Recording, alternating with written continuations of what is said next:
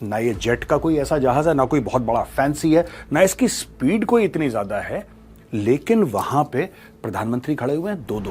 भारत के पास कई सारे ट्रांसपोर्ट एयरक्राफ्ट हैं, लेकिन दो हैं जो बहुत पुराने हो गए और उनको फेज आउट करने का वक्त आ चुका है। देखिए, अगर टेक ऑफ करता है, जब ये उड़ता है, टेक ऑफ करता है 670 मीटर्स और लैंडिंग के लिए 320 मीटर। 320 मीटर होता क्या है? What is 320? It's nothing. यानी कि अगर आप इसको कारगिल से उड़ाएंगे या लेह से उड़ाएंगे तो ये श्रीलंका पार कर सकता है। आपने देखा ही होगा Chinook helicopter, right? Chinook helicopter पूरा का पूरा फोल्ड होकर इसके अंदर घुस जाता है, पूरा ऐसा तय करके चिनूक हेलीकॉप्टर को they push it inside and it can carry an entire Chinook helicopter. आप सोचिए अंदर क्या, मतलब कितनी स्पेस हो, कितना जगह होगी। मैंने दोनों एयरक्राफ्ट में सफर करा है और ये सफर हिंदी वाला सफर है, अंग्रेजी वाला सफर नहीं है, ठीक है ना?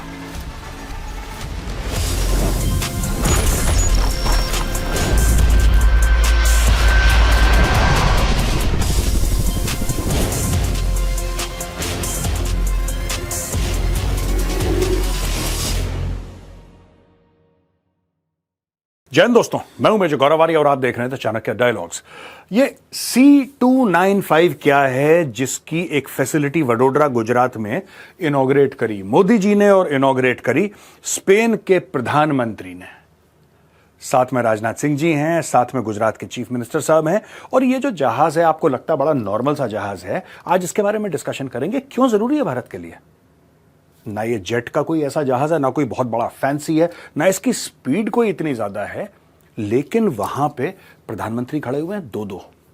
भारत के, स्पेन के, वहां पे भारत के रक्षा मंत्री खड़े हुए हैं, गुजरात के सीएम खड़े हुए हैं। ये इतना इंपॉर्टेंट इवेंट क्यों है? चलिए दोस्तों, आज इसके ऊपर डिस्कशन करते हैं। तो दोस्तों, ये वो एयरक्राफ्ट है और ये मीडियम टैक्टिकल ट्रांसपोर्ट एयरक्राफ्ट है। यानी कि ये जो एयरक्राफ्ट है, this is used for transporting goods, transporting man power, transporting equipment.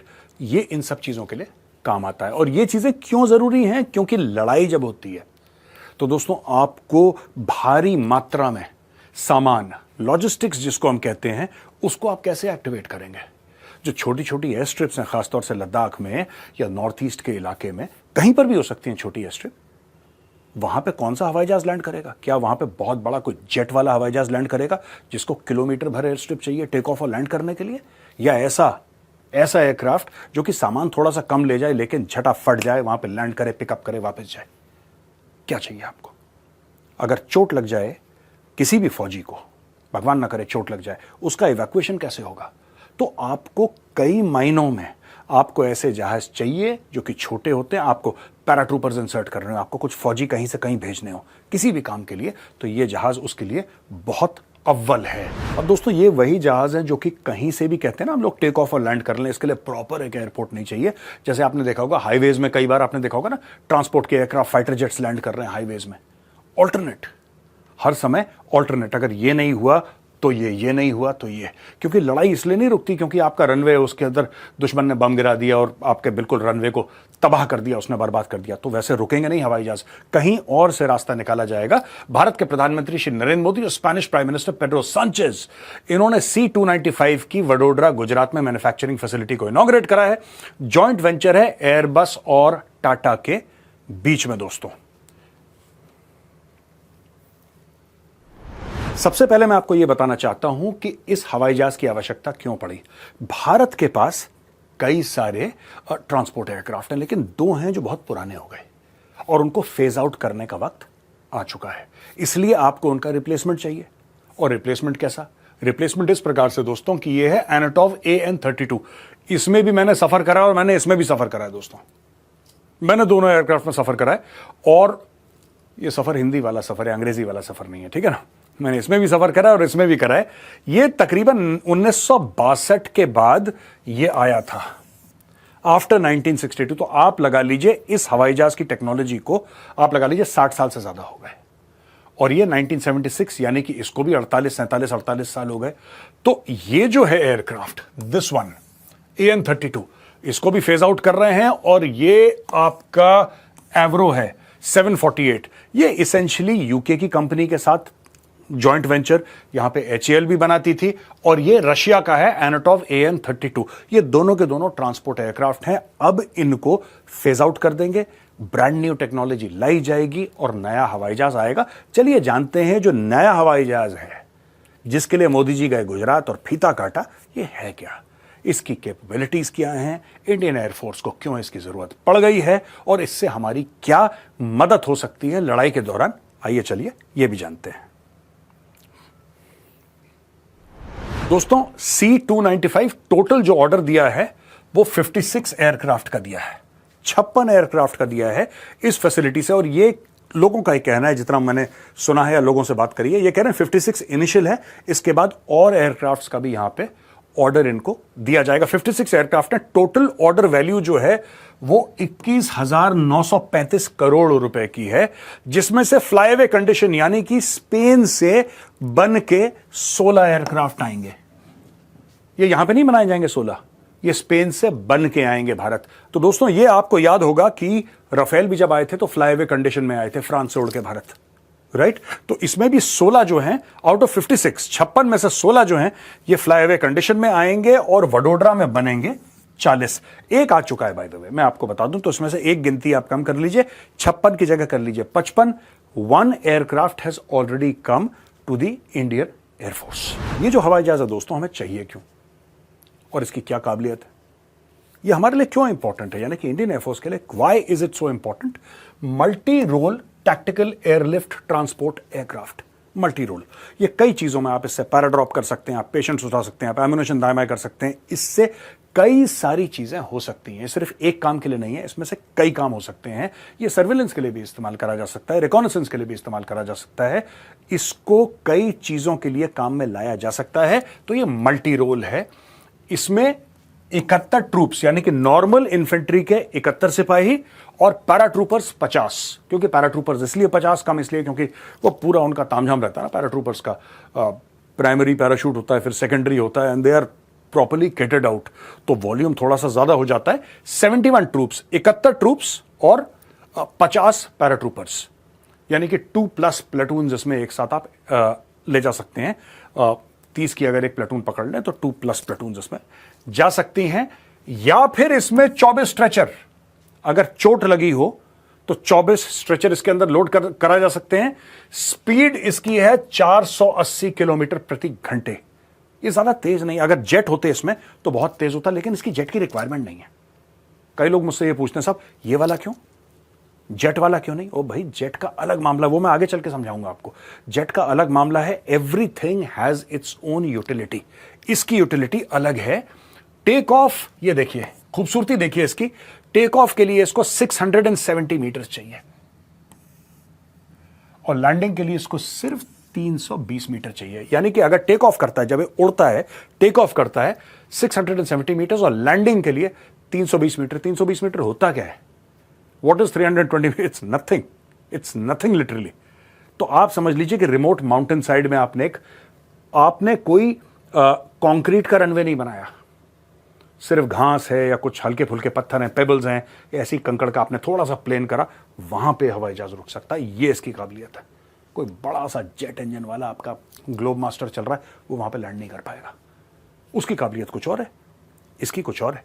यहां पे रेंज कहते हैं दोस्तों, आप ये लगा लीजिए 4500 to 5000 किलोमीटर बिना रिफ्यूल करे, बिना तेल भरे, मिड एयर रिफ्यूलिंग भी होती है ना, आपको पता होगा। ये जो हवाई जहाज है इसकी काबिलियत है 4500 से लेकर 5000 किलोमीटर उड़ सकता है डायरेक्टली। यानी कि अगर आप इसको कारगिल से उड़ाएंगे या लेह से उड़ाएंगे तो ये श्रीलंका पार कर सकता है। इसमें काबिलियत है, सीधा ऊपर ऐसे इतना जा सकता है। गुजरात से उड़ाएंगे तो नागालैंड, बांग्लादेश पार करके कहीं और चला जाएगा। इसमें यह काबिलियत है। This is the beauty of this aircraft. आप देखिए इसका स्टैमिना जिसको कहते हैं ना, अगर हम नॉर्मल ह्यूमन टर्म्स में बात करें, 5000 किलोमीटर्स इज अ लॉट। और दोस्तों ये बहुत जरूरी है बताना कि आज की तारीख में आपने बोला साहब ठीक है, AN-32 जाने दो, एवरो जाने दो, C-295 आएगा, अब आने में थोड़ा सा टाइम लगेगा। तो अभी कौन कौन से एयरक्राफ्ट हैं जो इंडियन एयरफोर्स में काम कर रहे हैं, हैवी लिफ्टिंग का काम कौन कौन से कर रहे हैं। देखिए, एक तो C-17 ग्लोब मास्टर है, ये मैकडॉनल्ड, डगलस एंड बोइंग का है, और ये सबसे बड़ा है इंडियन एयरफोर्स के पास जो कि लिफ्ट करता है। इसकी लिफ्ट कैपेबिलिटी आप ये देखिए साहब, लिफ्ट कैपेसिटी इसकी 77,519 किलो की है, which means it can lift 77,519 kgs। ये 134, इसकी बात कर रहा हूं मैं, इसकी ये 134 पैसेंजर यानी कि पूरी इन्फेंट्री की कंपनी को ये एयरलिफ्ट कर सकता है, या फिर 102 पैराट्रूपर्स, 102 पैराट्रूपर्स कोई लिफ्ट करके ये जाके वो 102 paratroopers, one whole company of paratroopers can actually jump from this aircraft. One CH-47 Chinook helicopter, आपने देखा ही होगा Chinook helicopter, right? Chinook helicopter पूरा का पूरा फोल्ड होकर इसके अंदर घुस जाता है, पूरा ऐसा तय करके चिनूक हेलीकॉप्टर को they push it inside and it can carry an entire Chinook helicopter. आप सोचिए अंदर क्या मतलब कितनी स्पेस हो, कितना जगह होगी। It can carry tanks, armoured vehicles and artillery. Speed इसकी 0.74 मार्क है, विच मीन्स 7.4 1 मार्क इज स्पीड ऑफ साउंड, ठीक है, you know the crossing the sound barrier so to say. तो दिस इज 0.74 मार्क एंड रेंज इसका वही 4,445 किलोमीटर है। Massive capacity of this aircraft. ये सबसे बड़ा एयरक्राफ्ट है जो इंडियन एयरफोर्स में। अब ये C-295 आएगा, ये इसको कॉम्प्लीमेंट करेगा। वो सबसे छोटा होगा दोस्तों, that will be the smallest aircraft for transport soon. You know they have you know थोड़ा बहुत कभी कभी ना डॉर्नियर भी, डॉर्नियर तो खैर कोस्ट गार्ड भी यूज करती है डॉर्नियर, और ये सब नेवी भी यूज करती है। But I am just saying overall एक आपको बात बता रहा हूं कि 3 मेन एयरक्राफ्ट आपके हो गए। आपका हो गया C-295, आपका ये C-17 Globemaster, McDonnell Douglas and Boeing का, और एक आपका है C-130J सुपर हर्क्यूलिस। दोस्तों ये Lockheed Martin is the biggest weapons manufacturer in the world. इससे बड़ा वेपन्स मैन्युफैक्चरर कोई हुआ नहीं है लॉकहीड मार्टिन से।